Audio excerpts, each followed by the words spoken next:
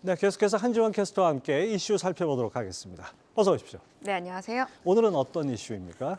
네, 윤석열 대통령이 6박 8일간의 순방을 마치고 설 연휴 첫날에 귀국을 했죠. 윤 대통령은 이번 순방에서 이 세일즈 외교에 적극적으로 나서면서 실질적인 성과를 거뒀는데요. 글로벌 기업들이 우리나라에 총 8억 달러를 투자한다고 합니다. 그중에서도 특히나 풍력 터빈 업체 베스타스의 투자가 주목해 볼 만한데요. 8억 달러 중 베스타스에서만 3억 달러의 투자 유치가 결정이 됐고요. 또 여기에 아시아 태평양 지역본부의 한국 이전도 적극적으로 검토하기로 했기 때문입니다. 네, 그래서인가요? 지난주 풍력주들의 상승세가 두드러졌는데요. 얼마나 올랐습니까? 네, 지난주에 대규모 투자 유치 소식이 들려오기도 했고 또 윤 대통령의 세일즈 외교 순방 키워드 중에 에너지가 들어 있었던 만큼 지난 한 주간 풍력주들의 상승세가 두드러졌습니다. 특히 CS형제, 이 두 기업의 주가는 지난달부터 하락세를 기록하다가 2주 전부터 조금씩 반등세를 보이고 있는데요. 우선 지난주 월요일 16일부터 20일까지의 상승률을 좀 살펴보시면요. 대명에너지가 무려 31% 넘는 상승률을 기록을 했고요. 그 뒤로 동국산업이 15%가량 올랐습니다.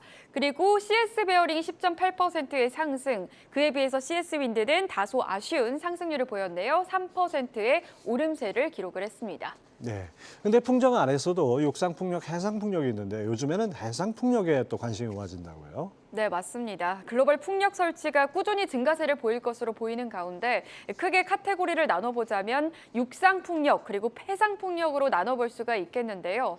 표에서 보시는 것처럼 2023년부터 2025년까지의 육상 풍력 성장률이 9% 정도에 상승한 것에 비해서 이 동기간 해상 풍력 신규 설치 연평균 증가율은 34%에 달할 것으로 전망되고 있습니다. 기존 육상에서 해상으로의 트렌드 변화가 이뤄질 것으로 보이는데요.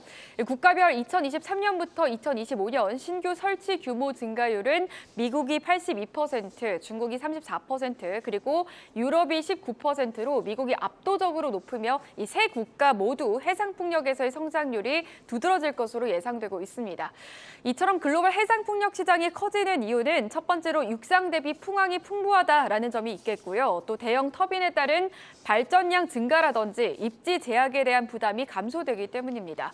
이제 글로벌 해상풍력 시장은 초기 시장 단계를 지나고 있습니다. 대형 터빈과 같은 기술 발전이라든지 단일 프로젝트 규모가 증가하면서 해상풍력 발전 단가가 하락하고 있는데요. 향후 글로벌 수요도 빠르게 증가하면서 2025년 이후 성장세가 가속화될 것으로 예상되고 있습니다.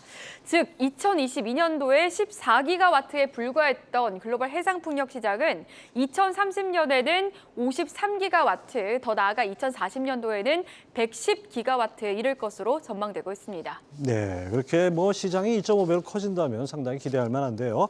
또 미국의 인플레 감축법 혜택도 생각해 볼 수 있죠. 이 IRA가 이 해상 풍력 시장의 변화를 가속화할 수 있다, 이런 분석도 나오던데요.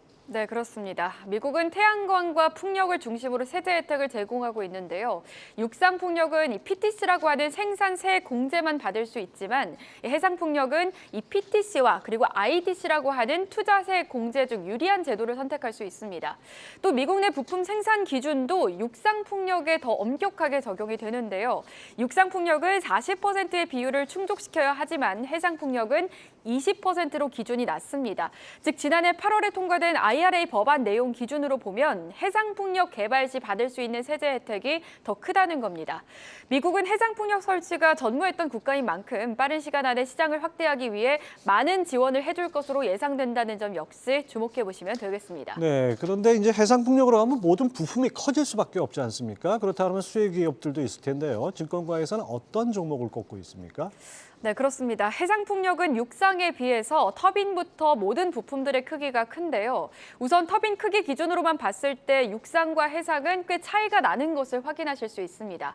육상풍력 터빈이 발전 용량 기준 2에서 4메가와트급이라고 한다면 해상풍력은 최소 4메가와트급에서 시작해서 최근에는 10메가와트급으로 대형화되고 있습니다. 터빈 크기가 커지면서 타워나 베어링도 동시에 대형화되고 있고 이는 판매 단가 상승을 통한 외형 및 이익 확대로 이어지는데요. 대표적으로 CS윈드는 미국 생산시설 확보를 통해 IRA 법안 관련 수혜도 직접적으로 받을 수 있는 만큼 긍정적인 투자 포인트들이 많고요. 있는데요. CS 베어링 역시 고객사들과 해상풍력 중심의 대형 베어링 제품들을 개발하고 또 승인을 앞두고 있는 만큼 올해 관련 수주 가시성도 높다라고 판단되고 있습니다.